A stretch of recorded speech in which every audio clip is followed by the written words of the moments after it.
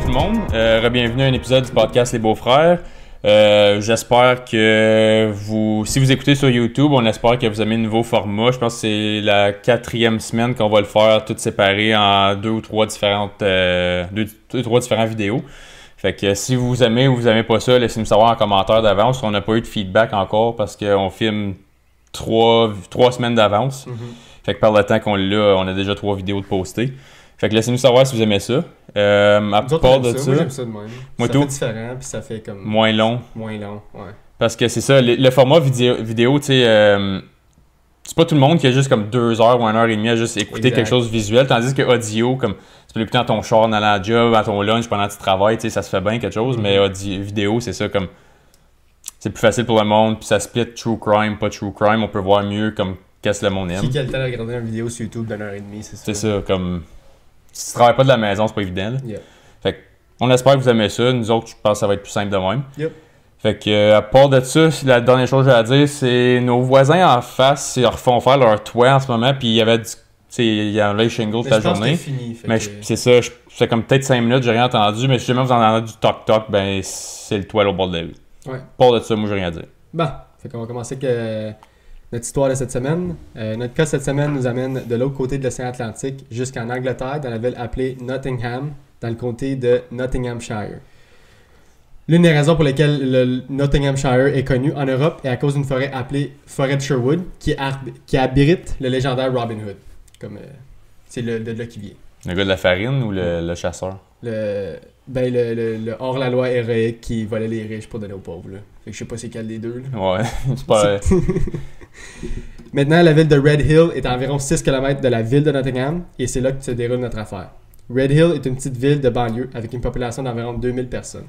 Il y a un cul-de-sac tranquille au milieu de cette ville appelé Georgia Drive. C'est un quartier parfait pour une famille calme et sécuritaire avec des champs à proximité.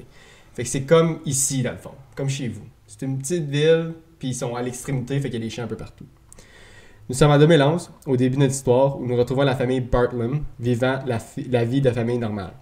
La mère, nommée Jacqueline Bryan Bartlam, avait 47 ans, et elle vivait avec ses 2 fils, nommés Daniel, qui avait 14 ans, et Dominic, qui avait 6 ans. Elle était divorcée depuis 2005 du père des enfants, nommé Adrian, et elle avait la garde des enfants, mais Adrian était toujours impliqué et ramassait les garçons de temps en temps pour les sorties, fait qu'il était quand même là. Pour vous donner un peu de contexte sur leur mariage, ils se sont mariés lorsque leur fils aîné, Daniel, avait 3 ans. L'année suivante, la famille de Jacqueline a été frappée par une terrible tragédie lorsque la petite sœur de Jacqueline, nommée Michelle, et son fils, nommé Mark, ont été tués dans un accident de voiture par un conducteur Yves, ce qui bouleverse complètement Jacqueline et cause des problèmes au cours des années entre elle et Adrian. Je sais pas pourquoi, ça disait pas plus d'informations, mais c'est comme ça a vraiment frappé son moral qui a affecté la vie de famille de la famille, dans le fond. Ben, il y a beaucoup de familles que ça fuck les relations quand il y a comme... Quand il y a un enfant qui meurt ou quoi que ce soit, parce que là, t'as les deux qui le prennent pas de la même manière, puis là, ils récupèrent pas de la même manière, fait que là, ça peut créer comme... Ça change la relation complète. Yeah. Puis tu vis 2 deuils en même temps, surtout cette histoire-là. Genre, c'est ça. T'as ta soeur puis ton neveu qui meurent la même journée que tu t'attends pas. C'est ça. Tu sais, je comprends les 2 bords, puis c'est triste des 2 bords, mais c'est des choses qui arrivent. En mai 2018, 3 ans après le divorce, Jacqueline rencontre un nouvel homme nommé Simon Matters. Les deux travaillaient pour le cadastre où Simon était directeur commercial, et ils ont finalement commencé une relation sérieuse peu de temps après. Je sais pas ce qu'est un cadastre. J'ai essayé de voir en anglais, mais ça me disait pas grand-chose en anglais non plus. Si tu veux checker en même temps, ça... Cadastre, mais ça a-tu rapport à cadavre peut-être, cadastre? Non, je pense pas. Le cadastre est un registre public qui représente sur un plan les propriétés foncières du Québec. Fait que c'est... Non, c'est pas ça pas en tout. Pas ça pas en tout. Non. Mais à peu près. Je pense que c'est en rapport avec le real estate de la ville, genre. OK. Mais j'essayais puis ça me disait pas vraiment des... Anyways. Il travaillait pour la ville. On va mettre ça comme ça. Oui, le cadastre... OK. Il ressent et évalue les propriétés foncières de chaque commune. Il sert de base pour le calcul des impôts locaux. C'est ça. Fait que c'est un service public. C'est ça, il travaille pour la ville. Yeah. On ne sait pas si Simon, à ce stade, vit à temps plein avec Jacqueline et ses garçons, mais il passait beaucoup de temps chez eux sur Georgia Drive. Tôt le matin du 25 avril 2011, c'est le lundi de Pâques qui est un jour férié au Royaume-Uni, et Simon était hors de la ville pendant 2 semaines pour un voyage d'affaires, laissant Jacqueline et ses fils seuls à la maison. Un peu après 1h du matin ce lundi de Pâques, les voisins de la famille Bartlam sont réveillés de leur sommeil par le terrible bruit de cris d'enfants. Les voisins se précipitent pour regarder par leur fenêtre et courent dehors pour voir que la maison des Bartlett est en feu. Fait que la maison est en feu. Daniel, le frère aîné, est à l'extérieur de la maison en train de crier et d'appeler à l'aide, tout en tenant dans ses bras son frère de 6 ans, Dominic, qui pleurait abondamment. Ce qui est plus incroyable, c'est que d'une manière ou d'une autre, Daniel réussissait également à tenir le chien de la famille dans son autre bras. Fait qu'il y avait son frère puis son chien dans les deux bras, puis il faut pas oublier qu'il a juste 14 ans. Fait que l'adrénaline a dû comme popper. Les voisins appellent évidemment le 999, qui est le 911 au Royaume-Uni, et les pompiers arrivent assez rapidement sur les lieux. Alors que les pompiers se battent à l'intérieur pour contenir le feu, Daniel prévient d'urgence les voisins qu'un intrus masqué se trouvait juste à l'intérieur de la maison et qu'il avait peur que l'homme ait blessé sa mère, qui se trouve malheureusement toujours dans la maison à ce moment-là. Daniel a dit quelque chose à propos d'un marteau et que l'intrus s'est enfui par une fenêtre. C'est ça qu'il dit aux voisins. Okay.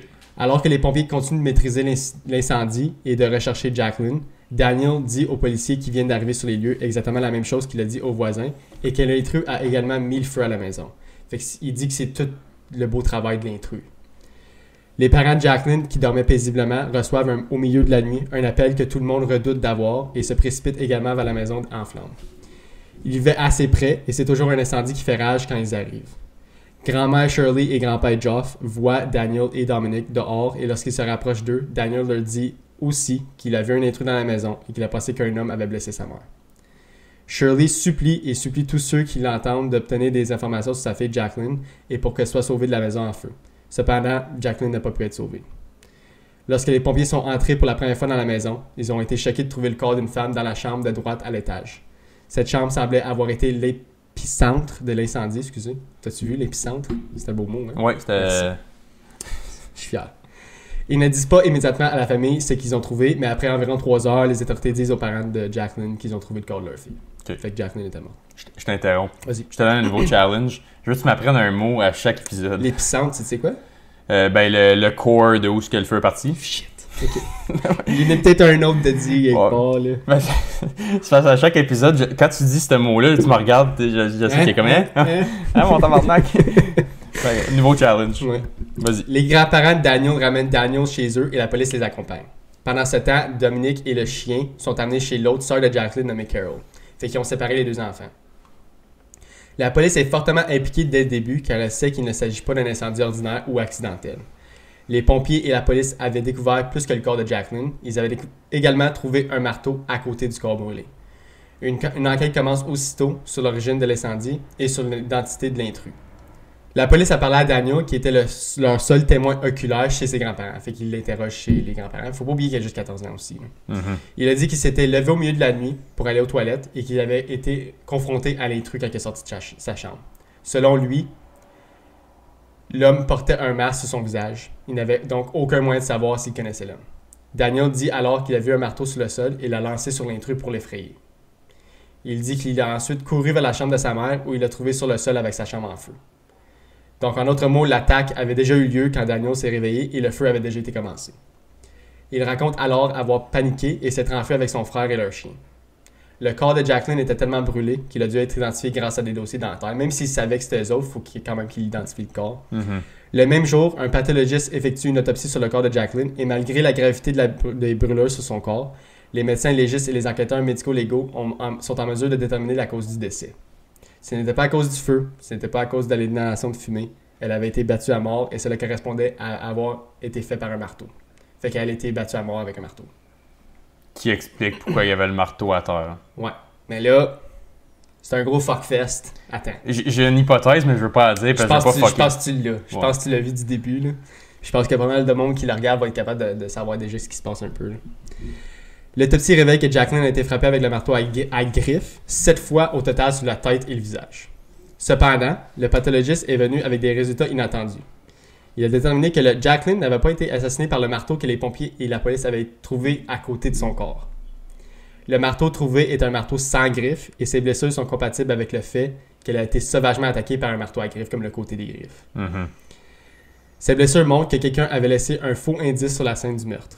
L'intrus avait planté ce marteau-là, mais n'a même pas été utilisé dans ce crime.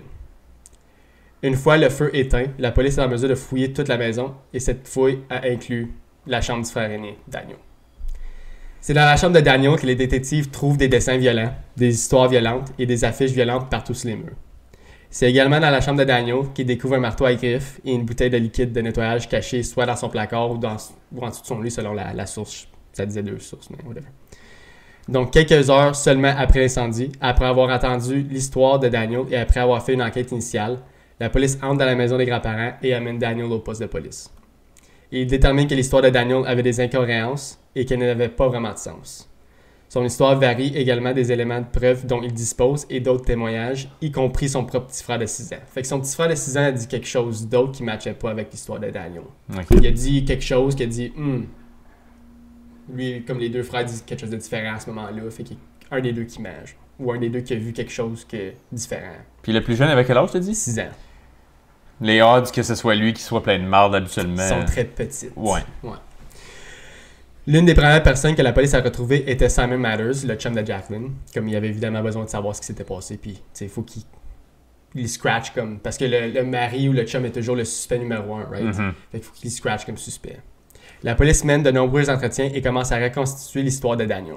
Simon Mathers, en particulier, était une source précieuse d'informations car il connaît la dynamique de la famille. Simon avait agi comme une sorte de beau-père pour les 2 garçons de Jacqueline au cours des 2 dernières années. Simon dit à la police qu'il a vu pour la première fois l'incendie à Red Hill à la télévision et lorsqu'il a appris que l'incendie était sur Georgia Drive, il craignait que ce soit la maison de Jacqueline, puis après ça, il craignait que ça soit Daniel qui avait fait quelque chose. Fait que dans sa tête, il a vu l'incendie, il a essayé d'appeler Jacqueline, elle répondait pas, puis quand il a vu que c'était la maison de Jacqueline aux nouvelles, il a dit « Oh fuck, j'espère que Daniel, c'est pas Daniel qui a fait ça. » Fait qu'il savait qu'il y avait un caractère... Puis je vais vous dire pourquoi, puis je vais vous dire qu'est-ce qui s'est passé. Je vous interromps encore. Non, vas-y. Ça me fait penser... t'as-tu vu le film? Ça a peut-être sorti il y a comme 4-5 ans. C'était comme un jeune... Comme le jeune, il y a peut-être comme 5-6 ans, je pense, dans le film, mais comme... C'est une réincarnation d'un gars comme sinistre qui avait vécu comme des centaines d'années avant, puis comme il est comme hyper smart à cause comme le gars il est mort à comme 40 ans genre. Okay. Puis là il est dans le corps d'un jeune. De 6 ans. Ouais, puis il fait des tests, il est fucking smart puis tout ça, puis finalement il commence à faire comme du twist shit dans la maison, puis les parents se demandent tout le temps, puis comme il consulte des psychologues. T'as vu ce film là? Non, j'ai pas vu. Mais c'est à peu près ça que tu vas voir, il y a des choses qui étaient comme what the fuck's going on là. Simon puis a appris qu'un garçon de 14 ans avait été arrêté et c'est alors qu'il a dit qu'il n'avait plus aucun doute dans son esprit. Quelqu'un qui a su que qu'un garçon de 14 ans qui avait été arrêté pour le feu, il a dit ok, c'est clair. C'est clair. Simon connaissait des histoires sombres sur Daniel, il était prêt à en parler à la police. La police a d'abord appris que Daniel avait grandi comme un garçon relativement normal. En tant que jeune enfant, il était connu pour être amical, vif et aimait jouer avec tout le monde. Cela a cependant changé au fil du temps, car à l'âge de 8 ans, il a commencé à regarder des films violents, devenant finalement obsédé par eux. Puis quand je dis obsédé, c'était une obsession. C'était vraiment grave. Il écoutait juste ça, il faisait juste ça, il avait juste hâte de faire ça. C'était juste ça, sa vie. Ok, ouais, bizarre. Le nom du film, c'est The Prodigy, 2019. Je pense que je l'ai déjà entendu parler. Mais il faudrait que je l'écoute. J'avais été le voir avec Sarah au cinéma. C'est ça, comme le jeune, il a l'air tout innocent, mais il se fait posséder par un esprit une fois de temps en temps. C'est pas comme. Des fois, il est jeune, des fois, il se fait pogner par celui qui vivait comme 400 ans avant. Genre, puis c'était comme il est bas les têtes, genre. Fait comme il fait. C'est peut-être ça qui est arrivé à Daniel. Je pense qu'il bat, je sais pas si c'est sa mère ou son père, comme il l'attache avec du duct tape, puis il le bat, genre, puis comme il le tue, je pense. Puis là, la mère a fini par figurer. Ils sont vus par des psychologues, tout ça, là. Je sais pas pourquoi ça m'a fait penser à... Ben, c'est à peu près... C'est pas réincarné, mais bon, comme le... Peut-être. You never know, you know. Je t'ai rendu où? Ok. Il jouait également à des jeux vidéo violents et son plaisir va au-delà de ce qui est considéré comme normal. Même pour les jeunes garçons qui apprécient ce genre de brutalité. Comme, il jouait à Grand Theft Auto. Puis, je dis pas que les jeunes qui jouent à Grand Theft Auto sont nécessairement psychopathes comme lui. Mm-hmm. Mais lui, il aimait comme ça un petit peu trop, genre. Comme il riait trop fort... Il le faisait trop souvent. Il jouait juste ça pour faire ça. Comme c'était vraiment intense. Fait que, en étant comme on va dire que tu vas jouer avec ton ami, genre, puis tu es en train de jouer à Grand Theft Auto, puis tu vois ton friend tirer quelqu'un, puis il fait juste partir à rire comme le Joker. T'es comme, ok, il est un peu trop weird. Un rire comme... Comme trop intense. Ouais, c'est un step que t'es comme, ok, c'est... Au fil du temps, tout cela s'est transformé en une fixation complète. Comme j'ai dit, quand il aime quelque chose, il était comme obsédé. C'est sa vie. Là. C'est ça. Alors qu'il n'a que 9 ans, peu de temps après la naissance de son jeune frère, Daniel a dû passer d'une école privée à une école publique à cause du divorce de ses parents. Il ne pouvait malheureusement plus payer les frais de scolarité de 9 000 $. À ce stade, Daniel a supplié de ne pas changer d'école, mais finalement, Jacqueline n'a eu d'autre choix que de le transférer dans une école moins chère. Il fréquente ensuite une école catholique nommée Christ the King School dans la ville voisine appelée Arnold, mais il a eu Excusez, tabarnouche. Il y a eu des difficultés avec la transition, ce qui est compréhensible avec tous les changements majeurs dans sa vie. Comme autant qu'il y a eu vraiment beaucoup de misère, comme j'ai lu des affaires qui avaient eu vraiment beaucoup de misère, je ne l'ai pas mis dans l'histoire parce que je me suis dit, il y a eu le divorce de ses parents, il a changé d'école, il y a juste 9 ans, comme c'était un gros changement, genre, puis il faisait des petites stupidités que j'étais comme, ouais, mais c'est juste des petites stupidités que comme un enfant de 9 ans pourrait comme... Tu sais, il se réveillait le matin puis il disait qu'il était malade, il voulait pas à l'école, comme plusieurs affaires de même pour juste rester chez eux pour regarder des films épeurants. Comme il faisait plein d'affaires de même, puis... Ben, tu sais, ces affaires-là, ça arrive à des millions puis des millions d'enfants puis ils brûlent pas à la maison à leurs parents après avoir battu leur mère au sang, là. C'est ça. Fait que... C'est à ce moment-là que la relation de Daniel avec sa mère a commencé à se détériorer. C'est à cette époque que Jacqueline a rencontré Simon, et Simon dit qu'il s'est d'abord bien entendu avec Daniel et qu'il était amical et normal au début. Lorsque Daniel a 12 ans, il commence à passer plus de temps seul dans la chambre et son obsession pour les films d'horreur devient encore plus obsessionnelle. Il cachait souvent des Red Bulls sous son lit pour pouvoir rester éveillé toute la nuit à regarder des films d'horreur. À comme 10 ans? À 12 ans. Ouais. Il était vraiment intense, je le dis, comme... Vraiment, là. Comme, je sais que quelqu'un qui aime des films d'horreur, c'est normal. Tu peux aimer ça, puis tu peux... Nous autres, j'aime le true crime, puis tout ça, puis je suis pas psychopathe. Mais lui, c'était vraiment comme vraiment intense. Tout ce qu'il faisait, c'était ça. Tout ce qu'il parlait d'eux, c'était ça. Tout ce qu'il voulait faire, c'était ça. T'écoutes-tu des films d'horreur, toi?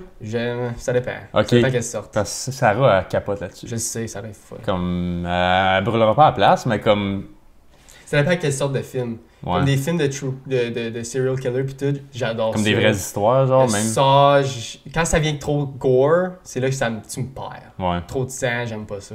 Puis Jaws, je déteste ça. Je sais pas si t'arrêtes de les détester. Elle aime les films de requins. Ah, je déteste ça, man. J'ai peur d'aller dans ma douche après, câlisse. Moi, c'est pas ça, c'est comme... Je trouve que c'est juste plate. Sérieux, c'est toute la même chose. À part Megalodon, t'as-tu écouté Megalodon? En tout cas, ça c'est un bon film, c'est avec Jason Statham. Ça c'était le seul bon film de requin. Ok, ouais. Je sais quoi Anyways, le film. là, on s'éloigne. Fuck les requins. C'est ça. En février 2009, alors que Daniel a maintenant 13 ans, Jacqueline déménage sa famille dans une autre maison qui est la maison sur Georgia Drive. Fait qu'elle redéménage encore. Okay. Et pendant qu'ils font leur bagage pour déménager, Simon découvre des choses assez alarmantes dans la chambre de Daniel. Alors qu'il aidait Daniel à faire ses valises, il trouve des sacs de sous-vêtements de Jacqueline et un bol de figurines Star Wars qui avait été tout décapité et uriné dessus. Quoi?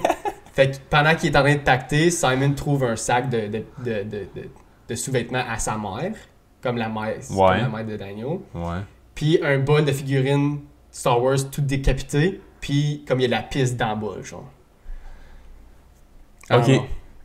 Je vais même pas faire de... C'est ça. C'est aussi à cette époque que Simon surprend Daniel en train de le filmer avec une caméra vidéo pendant qu'il se change. Il l'a spoté plusieurs fois à filmer plusieurs personnes de sa famille en train de se changer, puis cette affaire-là. Ok. Il dit pas grand-chose au début parce qu'il se dit comme qu'il est juste peut-être curieux puis tout, mais comme éventuellement il en parle puis comme il dit ok arrête, ça suffit.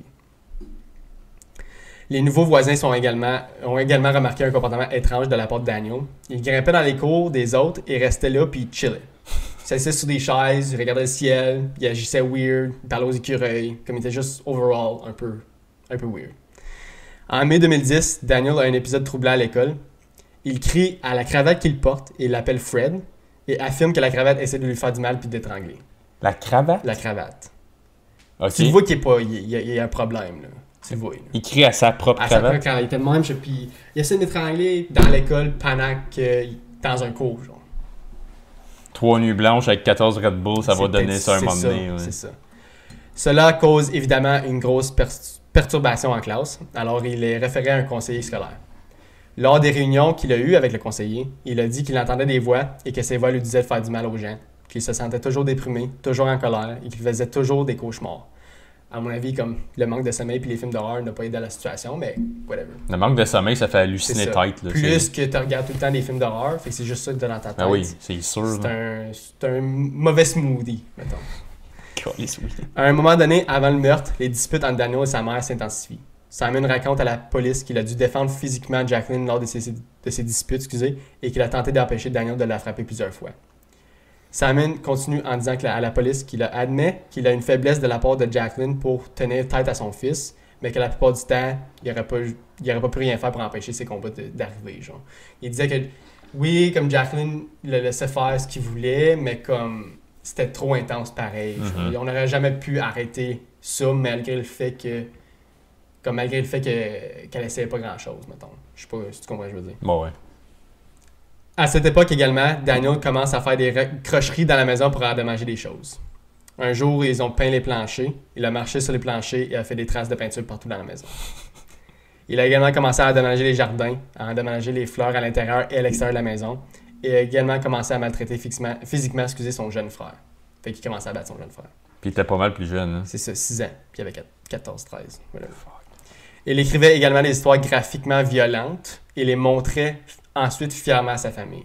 Comme il écrivait des petites histoires, puis il allait les lire, puis il était comme « Ah, c'est-tu bon? C'est bon, hein? » Puis c'était gore. Quelque chose qu'un jeune de 14 ans ne devrait pas écrire, genre. Tout va mal, là. Tout va mal. Malheureusement, la situation empire car Daniel a également commencé à uriner et déféquer dans sa propre chambre. Tu vois, déféquer, je sais pas c'est quoi. Chier. Ah, ouais.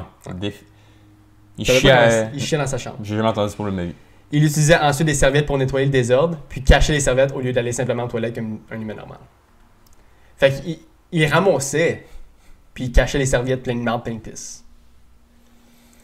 Quelques jours après le meurtre de Jacqueline, la police découvre et analyse quelque chose qui prouvera sans aucun doute que Daniel est derrière tout cela. Bien que la maison ait été détruite par le feu, l'une des choses qui a survécu à l'incendie est... C'est défécation. Non, l'ordinateur de Daniel. Ça retourne tout le temps à l'ordinateur, tout le temps au cellulaire. Il a pas passé au feu. Non, sa chambre était correcte. Ah, ok. Comme ils ont été capables d'arrêter le feu avant que ça se propage partout dans la maison. Ok.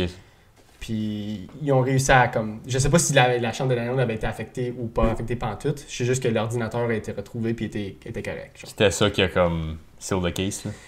Il trouve plusieurs recherches sur Google montrant une obsession pour le meurtre et les meurtriers dans des histoires fictives. Comme Jack the... Pas Jack the Ripper parce qu'il a vraiment existé, mais comme Friday the 13th, puis Saw, puis tous ces personnages-là. Il y a une grosse obsession par ça. Il trouve également des recherches comme comment s'en tirer avec un meurtre, des gens qui s'en tirent avec des meurtres dans des émissions de télévision, et un homme tue sa femme et s'en sort. Fait qu'il a searché ça sur Google. Comme toutes les autres... Comme là, je peux pas dire qu'il est cave parce qu'il a juste 14 ans, fait que probablement qu'il savait juste pas ces affaires-là, mais comme... Comment tu peux searcher ça sur Google puis faire le meurtre après puis penser que c'était comme... qu'ils ne sauront jamais, genre. Tu sais, c'est comme... Ou pète ton hard drive après, je sais pas. Mais encore là, c'est... Ouais, comme... Pète-les, pêche dans le lac, quelque chose, au PvP, mais... ça me fait penser, tu sais, t'as vu les deux TED? Ouais. Tu sais, quand ils trouvent son mystery cul, puis ils prennent le canot, ils mettent ça dans le lac. Il y avait rien à faire, il fallait qu'il pêche dans le lac, là. La police continue de fouiller l'ordinateur de Daniel et il trouve un fichier qui a été supprimé quelques jours avant le meurtre. Avec un peu de travail, cependant, la police est en mesure de récupérer le dossier et c'est ce qu'ils sont trouvés. Le dossier est une histoire, essentiellement un scénario écrit avant le meurtre de Jacqueline qui exposait le scénario exact du meurtre de sa mère. Fait que l'histoire qui est écrite, c'était exactement ce qui s'est passé avec la mère. Genre. En bref, l'histoire est celle d'un garçon nommé Daniel qui tue un personnage nommé Jacqueline. Anyways. Et le meurtre se déroule dans l'histoire de la même manière qu'il s'est produit dans la vraie vie. La seule différence entre l'histoire et la vraie vie, dans l'histoire, Daniel s'en tire avec un meurtre, mais dans la vraie vie, il se n'en tire pas. Comme il a été pogné. Puis dans l'histoire, comme il s'en sort. Genre. 2 jours après le meurtre, Daniel est officiellement arrêté et est envoyé dans une unité sécurisée pour jeunes délinquants psychiatriques. Là-bas, il menace de tuer un autre patient, tout comme il l'a fait avec sa mère. Il dit « Je vais te brûler, je vais mettre la maison en feu, je vais te tuer avec un marteau », comme il dit le même scénario.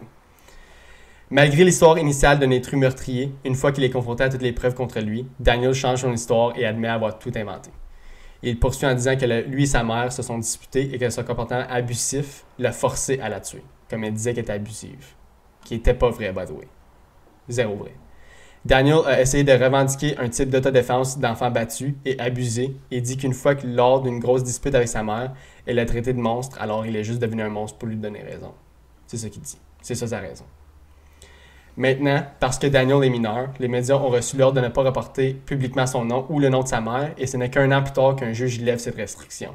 Fait que pendant 1 an, personne ne savait ce qui se passait. Ils savaient qu'il y avait un feu, ils savaient qu'il y avait un meurtre, ils savaient pas qui avait produit le meurtre, puis ils savaient, comme, les voisins savaient c'était qui était mort, évidemment, mais comme, ça a été partout dans la presse, puis il avait juste jamais divulgué le nom. En février 2012, Daniel plaide non coupable et passe en jugement. Il plaide non coupable. Pas non coupable en raison de troubles mentaux. Non coupable. Il dit qu'il n'est pas coupable pantoute. Puis qu'il a déjà dit qu'il l'a fait, en plus. Il dit que c'est l'autodéfense, genre. Je me suis juste défendu.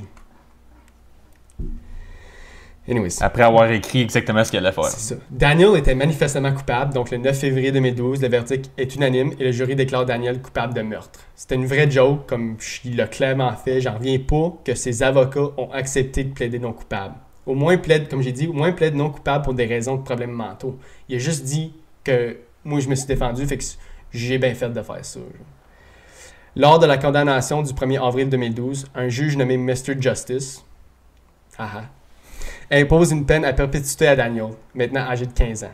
Je sais pas comment cela fonctionne au Royaume-Uni, mais le juge ordonne qu'il purgera au moins 16 ans de prison. Fait qu'il y a minimum 16 ans de prison. Puis je pense que c'est à cause qu'il était mineur. Ouais, parce que il y a des red flags partout. Il a 25 ans, il est à perpétuité. Il peut faire jusqu'à 25. Mais il y a une sentence de minimum 16 ans, fait qu'il sort pas comme 16 ans après. Genre. Comme, je sais qu'on en a parlé souvent déjà, mais comme, tu sais, il y a tout le temps de la place au changement, mais je trouve que comme quand c'est tellement ancré, creux à un jeune âge de là, le cerveau il est moldé de même à ce point-là, comme toutes tes années de comme croissance, tout ça, c'est tout dans du twisted, dark shit de même. Je dis pas que c'est impossible de sortir, mais comme moi, je prendrais pas de chance sur lui. Mais c'est ça qui arrive, c'est qu'il va sortir à 31 ans. Il pourrait sortir à 31 ans. C'est très jeune. Il est très jeune. Seulement 16 ans après tout ce qu'il a fait. Puis, comme autant qu'il va peut-être probablement être médicamenté, il va dire qu'il va avoir été changé. Est-ce que le monde va le truster à 100% après ça? Jamais. Ça n'arrivera jamais. Ben non. Puis là, ça va peut-être l'amener au rejet, qui va mener à la rage, qui va mener à round 2. Oui. C'est ça, round 2, comme tu as dit, c'est bon. Le détective principal a ensuite eu une interview avec la presse et résume assez bien le pourquoi de cette affaire. Pourquoi un jeune de 14 ans a-t-il tué sa mère avec un marteau? Elle dit que le niveau de violence, le degré de planification et l'étendue de ses mensonges sont non seulement choquants, mais aussi effrayants qu'un garçon de 14 ans peut se faire cela. Donc c'est vraiment comme, fuck, il a 14 ans. Ce meurtrier a dévasté toutes les personnes impliquées et il n'y a qu'une seule personne qui sait pourquoi cela s'est produit. Et Daniel a constamment menti tout en essayant de ruiner le caractère de sa mère.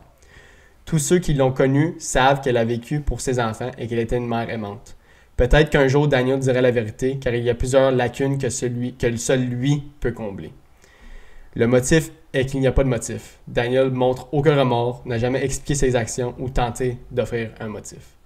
Peut-être n'est-il qu'un psychopathe à 14 ans. Peut-être c'est juste ça, right? Peut-être qu'il est juste fucked up. Il faut l'accepter. Ainsi s'achève l'histoire de Jacqueline Barton.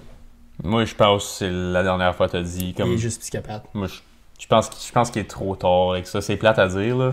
Comme, t'aimerais voir quelqu'un réussir après ça, ça fait tout un beau comeback story, puis ça fait l'effet Cendrillon, tu sais, mais comme...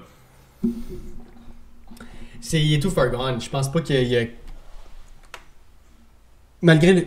je pense que peut-être qu'un jour qu'il va être capable de savoir ce qu'il a fait était mal. Mais être comme rendu là, est-ce qu'il va être capable d'accepter ce qu'il a fait? Genre. Ben, c'est ça. Ce qu'il a fait est horrible. Là. Tout ce qu'il a fait avant, tout. Là. Excuse-moi, mais pisser se picher dans ta chambre aussi, c'est un peu fucked up. Là. Ben, t'avais tellement de red flags. Partout. C'est rien que ça, t'as dit des red flags. Il n'y a rien que je vois qui est comme, OK, il y a un peu d'espoir là-dedans. Comme chaque facette de sa personnalité, c'est juste comme... Psychopathe. Pourquoi tu voudrais avoir ça? Comme, serais-tu confortable, tu sais, à vivre dans un village? Comme, même si lui, il dit qu'il est 100%, comme le système de justice dit qu'il est 100% rétabli, moi, je pas avoir ça proche de moi, chez nous, là. Je le veux pas chez nous. Non. Ouais, t'as raison. J'engagerais pas ça pour travailler avec moi. Il va-tu torcher à la place? Il va-tu me voler? Il va-tu tuer quelqu'un? Il va-tu... Tu sais? Est-ce que tu penses qu'il était né psychopathe ou à cause des films puis de tout ce qu'il regardait, il était comme poussé à devenir, d'après toi? Ben, juste avec les faits que toi tu me donnes, je dirais que c'est son développement. OK. Parce que, son père biologique, on n'a pas d'infos dessus. Hein? Pas vraiment, non. J'ai essayé d'aller chercher plus d'infos. Tout ce que j'ai su, c'est qu'il était quand même impliqué dans la vie des garçons, mais il était comme une fin de semaine sur 2 ou il venait chercher une couple de fois la semaine pour comme ses pratiques de soccer ou whatever, mais comme pas rien de grand chose. Si lui il n'avait dans le casse et tout, peut-être qu'il y a comme un aspect plus génétique qu'on pense. Ouais. Comme tu sais, mettons, t'as souvent comme un père ou une mère agressive ou comme qui est juste pas là ou des affaires de même, puis là il se revenge de même. On sait pas, mais comme s'il y a des parents normaux, puis il y avait une vie relativement normale, comme un divorce, comme tu sais, ça peut fucker up intense la vie d'un enfant, mais c'est pas une incidence qui est comme qui tourne en serial killer, là, comme le taux de divorce est plus que 50% en Amérique du Nord, puis c'est pas la moitié. C'est pas une raison. C'est ça, comme oui, c'est plate, pis ça crée un ajustement qui est dur pour tous les enfants. Il n'y a pas personne qui est content de ça. Mais comme. C'est pour ça que moi je pense personnellement qu'il est juste né comme ça. Ouais. Il est juste né psychopathe parce que. Quand il regardait probablement quand il regardait ses premiers films d'horreur, genre, il a juste remarqué qu'il adorait ça. Genre. Il a commencé quelque part, right? Quand il jouait à Grand Theft Auto avec ses amis, puis qu'il commençait à rire comme un Joker quand il tuait une femme, une hooker, whatever. C'était un peu.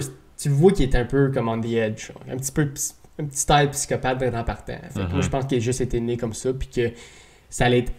Il n'y avait pas vraiment de structure dans la maison qui l'empêchait de devenir pire, genre. Ouais. Anyways. Savais-tu qu'en parlant de jeux vidéo, là, tout le monde pense que comme laisse pas tes jeunes jouer à ça, ça va les rendre fuckés, tout ça. Comme les études montrent qu'il n'y a pas tant de corrélation entre les jeux violents et la violence en vraie vie. Comme habituellement, le monde est capable de différencier les deux. C'est ça, comme on a tendance à underrater la capacité d'un jeune à faire comme fun puis comme spéculatif puis actually agir en vraie vie. Yeah. Comme regarde, moi j'étais addicté à COD quand j'avais comme peut-être de 10 à 14 ans, genre j'ai joué pas mal tous les jours pendant 4 ans, puis comme le fun c'est de tuer plein de monde, puis comme. Mais t'es capable de faire la différence. C'est ça, comme. Yeah. Pour ça que j'ai dit comme dans mon histoire qui est comme. Oui, il jouait à des jeux vidéo, mais comme c'est pas nécessairement ça, je veux dire que. C'est la satisfaction qu'il y avait comme de. C'était la satisfaction qu'il y avait, puis le rire, puis le fun qu'il y avait à faire des choses macabres dans le jeu vidéo. Genre. C'est ça, parce qu'il y a une différence entre comme. Tu sais, on fait un 1v1, je te tue, puis je ris de toi comme je t'ai eu. Mais il y a comme un il est mort, check les seins à terre. Tu vois le sang sortir de son. Tu sais, c'est là que tu vois que. Ouais, des commentaires comme ici, puis là, c'était aidé, c'est comme comme c'est un peu. Fait que si jamais vos enfants jouent à des jeux vidéo, essayez de voir la différence entre les deux. Ouais, right? Comme. Mais l'affaire de pisser puis chier puis tout ça dans sa chambre, y avait-tu un objectif à ça? Je pense qu'il était tellement addicté au film d'horreur qu'il voulait pas arrêter son film, fait qu'il chiait puis pissait dans sa chambre pour pas pouvoir se déplacer. Ouais. Puis après ça, comme éventuellement, il disait « Ok, faut que je ramasse », mais c'est le fait qu'il ramassait tout avec des serviettes, mais qu'il cachait les serviettes après. Fait qu'il se faisait retrouver comme ça changeait rien, genre qu'il les ramasse, parce qu'il est resté dans sa chambre ou il est caché quelque part d'autre dans la maison. Ça fait pendant tout ça. Fuck. Tu vois là qu'il est comme psychopathe. C'est pas du monde. Il y avait rien à faire. Il y avait rien à faire, je pense. Ben, comme il y avait des choses à faire dans le sens qu'il aurait pu comme l'envoyer chercher de l'aide plus comme quand tu vois les premiers signes, mais je pense pas qu'il y a rien qui aurait pu empêcher le fait qu'il était psychopathe. Son nom de famille, lui? Bartlam. Comment t'écris ça? Bart. Ouais. Lam. Lam. Pas de. Je vais voir ce qu'il y a de l'air. Il a l'air d'un kid normal. On va le mettre à l'écran, là. Oui, il n'y a pas comme. D'habitude, j'aime ça voir comme leur regard un peu diabolique. Ben, pas que j'aime ça, mais tu le spots un peu. Puis il n'y a pas grand chose, hein. Il avait l'air d'un kid normal. Non, comme je regarde, il. Non. Il n'y a pas vraiment de red flag dans ses yeux, honnêtement. Comme j'ai dit ça comme j'étais Dr. Phil, là, mais comme. Mais comme tu. Non, il était juste un petit peu trop de cheveux sur la tête. J'ai pas l'o-ring sur la tête. C'est ça. Mais non, sérieux, il a l'air comme. Non, c'est pas concernant. C'est fucked up de penser qu'un jeune comme qui a l'air totalement normal. Comme, imagine le monde à son école. Que lui, comme oui, il y a eu l'affaire de la cravate, genre, qui était un peu weird, là, mais comme, à part ça, là. Tu vois, ça, je suis sûr que c'est un manque de sommeil accru, je pense genre, que c'est ça comme. aussi. Pas mal sûr. Comme. Le fait qu'il buvait des Red Bull pour pas dormir la nuit, puis après ça, il se forçait. Comme, oui, sûrement qu'il. Comme j'ai dit, il demandait à sa mère de pas aller à l'école, puis je suis malade, whatever, je file pas, il m'a la tête. Mais la mère, à un moment donné, elle dit, Chris, faut école, l'âge de niaiser. Ben, il y a un moment donné. Puis il allait à l'école pareil, puis il restait réveillé pareil la nuit, fait que. Moi, je pense que c'est un manque de sommeil, l'affaire de la crème. Ouais, fait une psychose à l'école, c'est sûr. Là, comme... je nommerais pas de nom, je dirais pas qu'il y a rien, mais j'ai déjà vu un gars dans ma classe faire une psychose, comme, je sais pas si c'était un manque de sommeil ou quoi qui arrivait à la maison, fait que je veux pas faire d'hypothèse, mais il était après parler au mur, comme je l'ai vu de mes propres yeux. Ouais, c'est rough, hein? Puis j'étais en 7e année, puis le gars, il parlait au mur, puis comme... Il parlait, là. Ouais, grosse conversation. Puis comme la prof, elle avait fucking bien fait pour comme le sortir sans que ça fasse une scène. Comme le 3/4 de la classe l'a pas vu. C'est juste moi, ça donnait que j'étais assis comme en biais avec. Comme moi, j'étais assis un banc à gauche puis en arrière. Fait que je le voyais perfect en angle. Puis au début, je pensais que comme... Il cherchait quelque chose dans son sac puis il le trouvait pas, whatever, parce qu'il chuchotait de quoi. Puis là, à un moment donné, comme... Il s'est tourné vers le mur puis il s'est levé. Une grosse conversation. Ouais, mais il parlait pas fort. Mais c'est juste, moi, j'étais assez proche pour l'entendre. Puis là, comme, la prof l'a vu, puis j'ai eu un eye contact avec la prof, puis on a fait comme... Un peu. Ouais, comme on a juste eu un... Comme, ouais, il y a de quoi qui se passe, là. Puis là, elle est allée, puis comme, je dirais pas son nom, mais tu viens...